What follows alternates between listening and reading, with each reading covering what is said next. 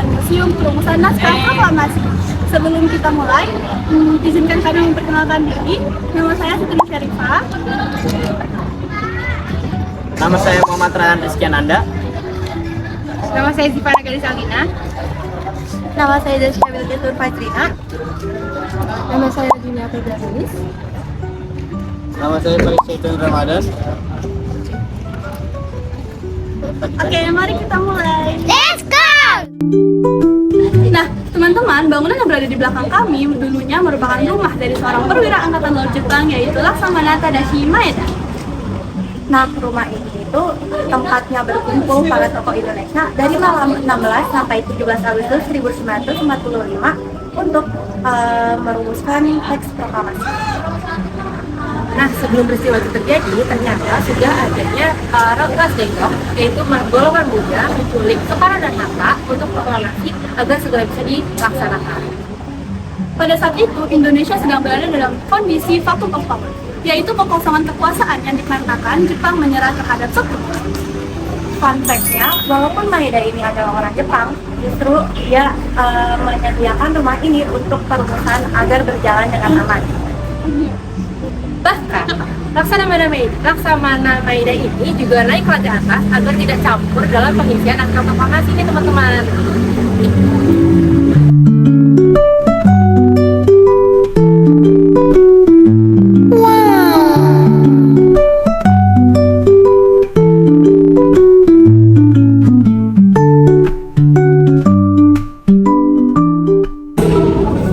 Oke, sekarang kita berada di ruangan tamu utama.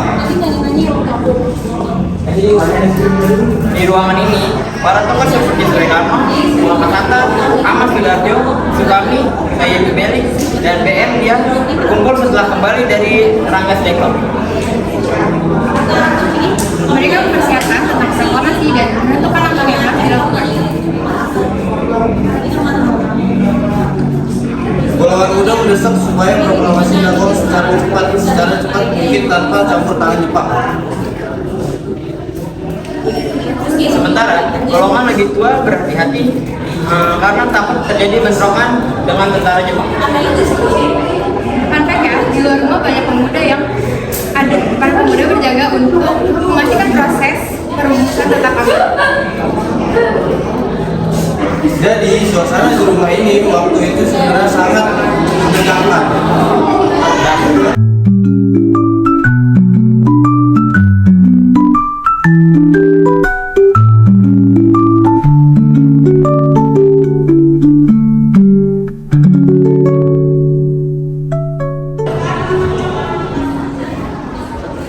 Nah, teman-teman, sekarang kita berada di ruangan paling penting di rumah ini.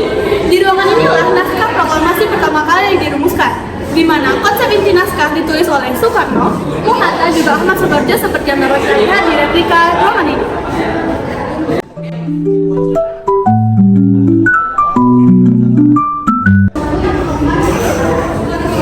Proses perumusannya dilakukan dari sampai dini hari dengan waktu yang sangat singkat, dan itu ditulis dengan tulisan tangan oleh Soekarno sendiri. Dan fun fact-nya, tulisan tangan itu dikenal dengan naskah akhlak.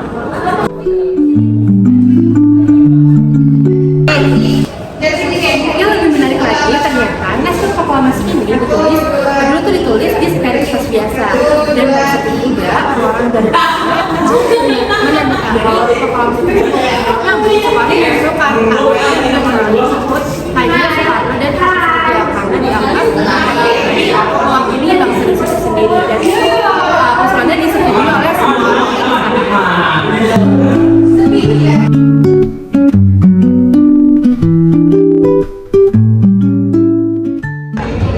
Setelah proses tulisan diketik, tahap berikutnya adalah pengetikan naskah proklamasi.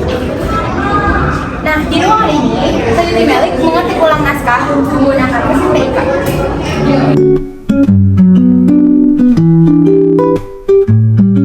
Fun fact-nya, mesin tik yang dipakai ternyata memiliki seorang perwira angkatan laut zaman bernama Mayor Dr. Herman Kandeler.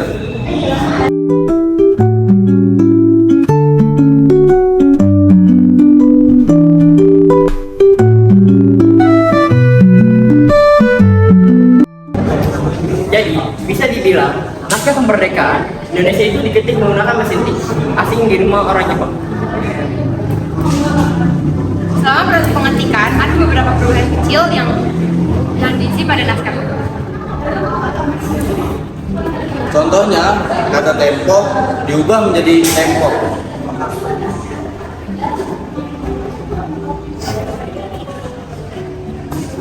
Bagian penutupan juga diubah menjadi atas nama bangsa Indonesia, Soekarno, Hatta, teman-teman. Dan ternyata naskah tulisan tangan asli Soekarno sempat dibuang setelah selesai diketik. Untungnya, wartawan dia menyelamatkan naskah itu dan menyimpannya selama bertahun-tahun. Setelah kita lihat prosesnya, ternyata kemerdekaan Indonesia ini dilakukan dengan diskusi dan perjuangan yang sangat panjang. Dan yang lebih menarik lagi, ternyata proses penting ini dilakukan hanya beberapa jam saja nih teman-teman. Dan keesokan paginya, walaupun ya Soekarno sedang menderita malaria, ia tetap membacakan naskah proklamasi. Juga, bendera yang digunakan pada saat proklamasi dijahit sendiri oleh Ibu Negara Ibu Fatmawati.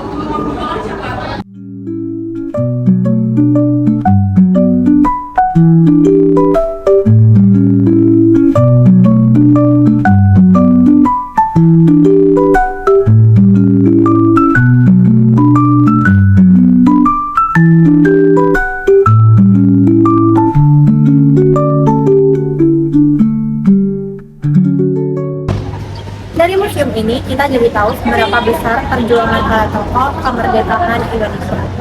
Nah, sekian video dari kami. Terima kasih sudah menonton. Bye.